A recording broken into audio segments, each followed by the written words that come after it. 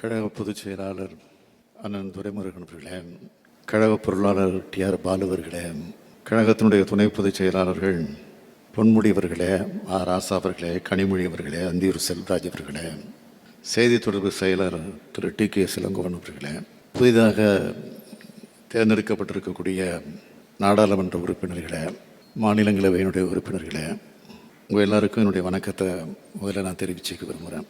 உங்களை எல்லாம் பார்க்கும்போது எனக்கு மிக மிக மகிழ்ச்சியாக இருக்குது. நான் ரொம்பவே மகிழ்ச்சியாக இருக்கேன்.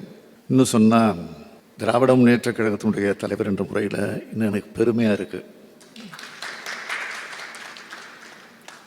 40க்கு 40ன்னு சொல்லி பரப்புரை பயணத்தை தொடங்கினோம். 40க்கு 40ங்கிற வெற்றியை நம்ம அடைஞ்சிட்டோம். 40க்கு 40 என்பது இந்த வெற்றி சாதாரண வெற்றி இல்லை. 2004ஆம் ஆண்டு, அதாவது 20 ஆண்டுகளுக்கு முன்னால் தலைவர் கலைஞர் அவர்கள் நமக்கு பெற்று தந்த வெற்றி இது. அந்த வெற்றியை இப்போ நம்ம பெற்றிருக்கோம். இப்போ நம்ம அடைஞ்ச வெற்றிக்கு மிக முக்கியமான சிறப்பு ஒன்று இருக்குது. 2019 நாடாளுமன்ற தேர்தலில் புதுவை உள்ளிட்ட தமிழ்நாட்டோட 39 தொகுதிகள் தான் கைப்பற்ற முடிஞ்சிச்சு. ஒரே ஒரு தொகுதியில் வெற்றி வாய்ப்பு இழந்தோம். இந்த தேர்தலில் அந்த ஒன்றையும் சேர்த்து 40க்கு 40 வென்றிருக்கோம்.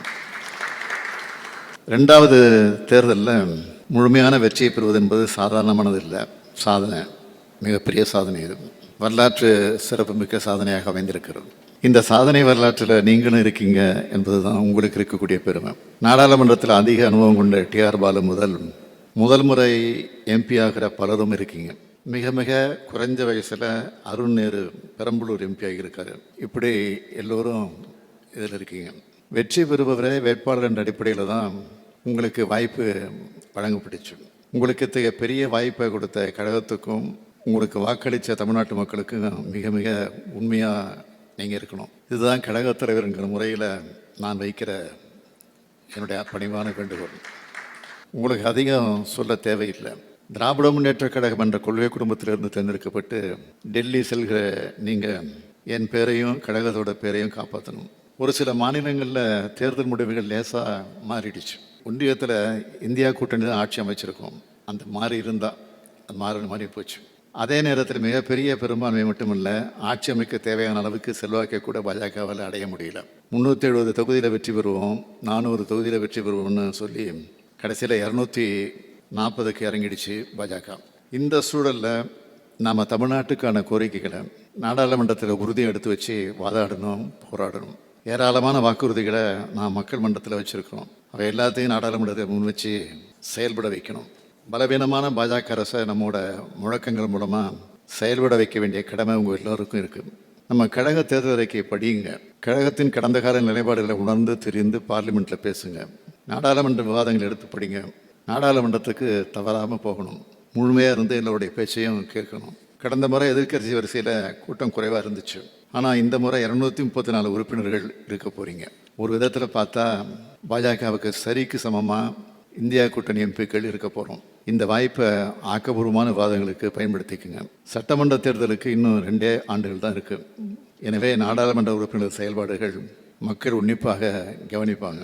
அந்த எச்சரிக்கை உணர்வோடு செயல்படணும் என்று உங்கள் எல்லோரையும் கேட்டுக்கிறேன். உங்கள் டெல்லி பயணத்துக்கு ஏற்ப பொறுப்பு அமைச்சர்கள், மாவட்ட செயலாளர்கள், சட்டமன்ற உறுப்பினரோடு கலந்து பேசி நன்றி அறிவிப்புக்கான சுற்றுப்பயண திட்டத்தை விரைவில் தயார் பண்ணுங்க.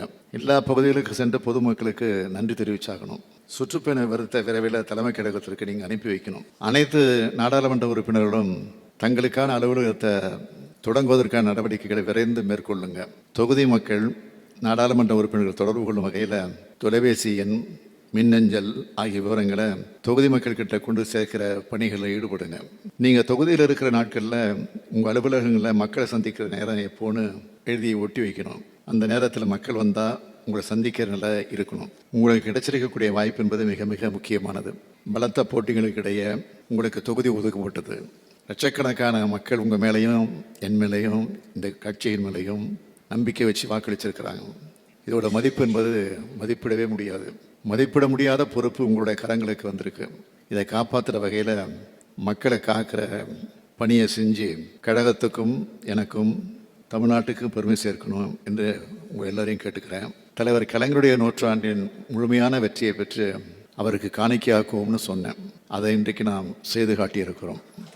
அவரின் உடன்பிறப்புகள் தான் நாம் என்பதை செயலால் காட்டுவோம் என்று கூறி இந்த வெற்றியை லட்சக்கணக்கான திராவிட முன்னேற்ற கழக தொண்டர்களுக்கு அர்ப்பணிக்கிற வகையில் எல்லோரும் எழுந்து நின்று பலமாக கைத்தட்டுவோம்.